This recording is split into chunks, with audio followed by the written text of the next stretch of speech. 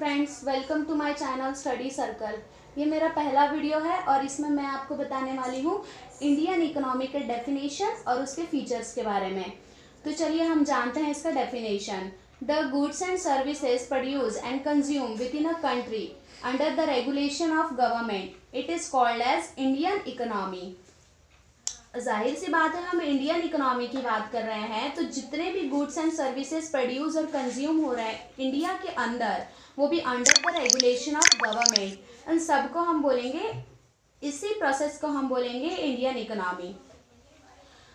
चलिए हम अब इसका फीचर्स देखते हैं। इसके फीचर्स में है डेवलपिंग इकोनॉमी। तो जैसा कि आप सभी जानते हैं, India is a developing economy. कोई भी देश डेवलपिंग क्यों होता है, इसके कुछ रीजंस होते हैं, जिसमें से पहला रीज़न है लो पर कैपिटा इनकम। जैसा कि अब आप बोलेंगे कि लो पर कैपिटा इनकम हमको कैसे पता चलेगा कि लो है हमारा पर कैपिटा इनकम। तो ये हमको ऐसे पता चलेगा जब हम अपने पर कैपिटा इनकम को किसी और कंट्री के पर कैपिटा इनकम से कंपेयर करेंगे, तो हमको पता चलेगा कि हमारा पर कैपिटा इनकम लो है या हाई है। तो हम अपना पर कैपिटा इनकम चाइना और यूएसए से कंपेयर करेंगे। तो जब हम चाइना का और यूएसए का पर कैपिटा इनकम हमसे हाई है, तो हम अपना पर कैपिटा इनकम चाइना और यूएसए से कंपेयर करते तो हमको पता चल जाता है कि हमारा पर कैपिटा इनकम लो है। Scarcity of capital. अब स्कैरसिटी ऑफ कैपिटल, कैपिटल क्या होता है? कैपिटल वो है जिसके कारण हम अन्य साधनों का उपयोग कर सकते हैं। अब मान के चलिए, मैं आपको एक एग्जाम्पल के साथ समझाती हूँ। हमको प्रोड्यूस करना है, मान के चलिए ये पेंसिल हमको प्रोड्यूस करना है। ये पेंसिल प्रोड्यूस करने के लिए हमको जो भी रॉ मटेरियल्स लगेंगे, हमारे पास वो सारे रॉ मटेरियल्स है, लेकिन पेंसिल प्रोड्यूस करने वाली मशीन नहीं है हमारे पास। तो मशीन को आप समझिए कैपिटल, और जो रिसोर्सेस है वो है रॉ मटेरियल्स। तो हमारे पास रॉ मटेरियल है, मतलब रिसोर्सेस है, बट कैपिटल नहीं है। तो without capital V can't use resources. तो मतलब स्कैरसिटी ऑफ कैपिटल, बिना रिसोर्सेस के हम कैपिटल का यूज ही नहीं कर सकते हैं। अब हमारे पास कैपिटल कम है, कैपिटल की स्कैरसिटी है, तो हमारे पास कैपिटल कम है, उसके वजह से अनएम्प्लॉयमेंट आ जाता है। अनएम्प्लॉयमेंट की वजह से पॉवर्टी आ जाती है। इंडिया में अगर रोजगार नहीं है तो इंडिया के लोग गरीब रहेंगे।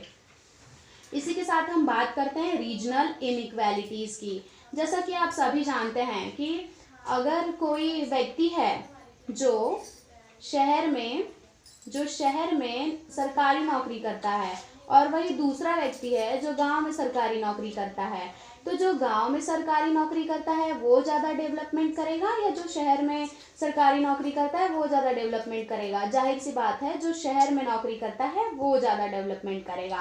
इसी के साथ हम बात करते हैं एग्रीकल्चरल कॉन्ट्रीब्यूशन का। हमारे इंडिया का जो जीडीपी है, आप सभी को जीडीपी पता ही होगा, ग्रॉस डोमेस्टिक प्रोडक्ट। इंडिया का जो जीडीपी है, इसमें सबसे ज़्यादा कंट्रीब्यूशन हमारा एग्रीकल्चरल सेक्टर का है। हाई पॉपुलेशन ग्रोथ रेट, आप सभी जानते हैं कि India is the second most populated country. तो इंडिया का पॉपुलेशन हाई है। तो पॉपुलेशन हाई होना हमारे लिए घातक नहीं है, लेकिन पॉपुलेशन बढ़ती ही जा रही है लगातार। ये ऐसा बोलते हैं ना कि अगर किसी चीज़ को कोई चीज़ ज़्यादा हो जाए तो हानिकारक है, लाइक दिस। अब हम बात करते हैं लो लेवल ऑफ टेक्नोलॉजी।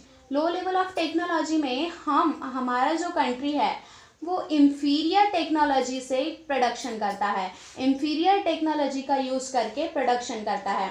अब इसका मतलब ये नहीं कि मेड इन इंडिया जो गुड्स है वो इंफीरियर टेक्नोलॉजी का यूज़ करके बना हुआ है तो वो हम ना खरीदें, ऐसा बिल्कुल भी नहीं है।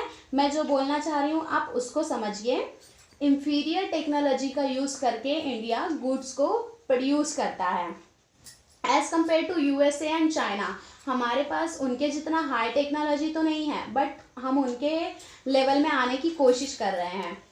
प्राइस इन इंस्टेबिलिटी जो है इंडियन इकोनॉमी को अफेक्ट करता है, और साथ ही साथ सोसाइटी को भी अफेक्ट करता है। Poor human capital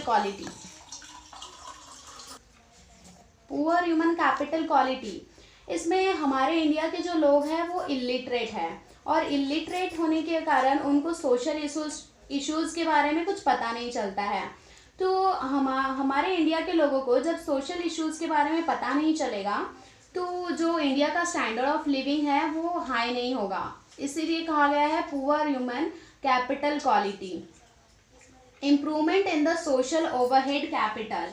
improvement in the social overhead capital का मतलब है सोशल ओवरहेड कैपिटल, जैसे infrastructural facilities like transport, medical, communication facilities, इन सब में डेवलपमेंट होगा तो हमारा स्टैंडर्ड ऑफ लिविंग बढ़ेगा और इससे हमारी इकोनॉमी का डेवलपमेंट होगा। अगर हमारा स्टैंडर्ड ऑफ लिविंग बढ़ेगा तो हमारी इकोनॉमी का डेवलपमेंट होगा। Mixed economy.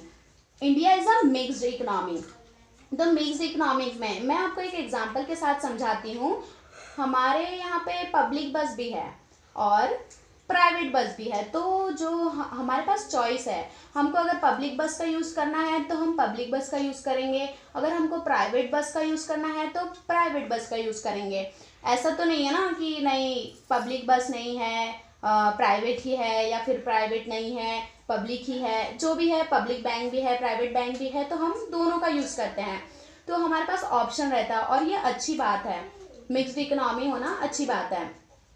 फ्रेंड्स, अगर आपको मेरा पढ़ाना अच्छा लगा तो आप चैनल को सब्सक्राइब करिए, लाइक करिए, और अगर अच्छा नहीं लगा तो कमेंट करके बताइएगा। नेक्स्ट वीडियो में बहुत जल्द डालने वाली हूँ। ये डिपेंड करता है आप लोगों के व्यूज़ के ऊपर।